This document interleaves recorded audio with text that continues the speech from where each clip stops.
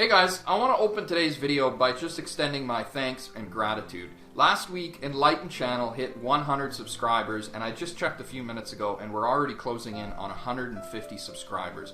So I really want to thank you guys for showing your support for the channel, and I really look forward to being able to share with you guys more of my spiritual experiences that I've had throughout my life.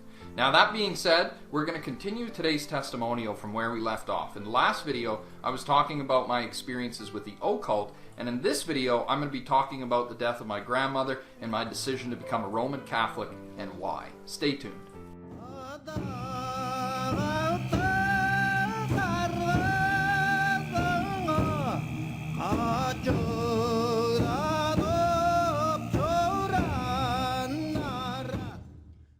So, in around 2007, 2006, my grandmother passed away only a year after my grandfather. And this was a really troubling time in our family. You know, my grandfather, he just died of lung cancer, and then only a year later, my grandmother was diagnosed with ovarian cancer and passed away within a very short period of time.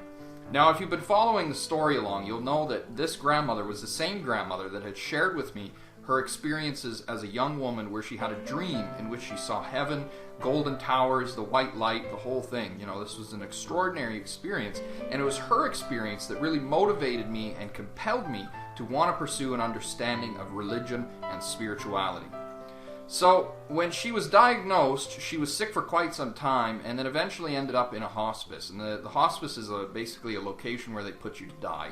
You're terminal, you're not going to come out of there. And they just make it the most comfortable they can until finally you pass away. And I remember very clearly one night we went in there to visit with her, and I was sitting on the edge of the bed, and I was just sort of, you know, meditating and thinking and looking at her. My mother and the nurse, they left the room to go and grab some tea, and while I was sitting there, all of a sudden my grandmother woke up. She'd been sleeping up until this point, and she woke up and she kind of turns and she looks over at me. And I'm kind of looking at her like, whoa, Grandma, you're awake. And then she looks at me, and then she looks forward as if something caught her attention. And her eyes go wide as if she'd seen something. And then I saw her pupils dilate, and then she started to do her death breaths. And she passed away right there in front of me. It was my grandmother's experience of God and Jesus that had inspired my pursuit of religion. And I almost felt as if she was looking at me as if she had passed the torch. You know, as if she was coming to look at me for the last time because she knew she was going. You know, almost as if while she was sleeping, you know, and this is the way I kind of imagine it, is maybe she'd said to the Lord, you know, Lord, I want to see my grandson one more time. And the Lord said, okay. And so she woke up, she took a look at me, and then he was there and said, it's time to go, Joanne.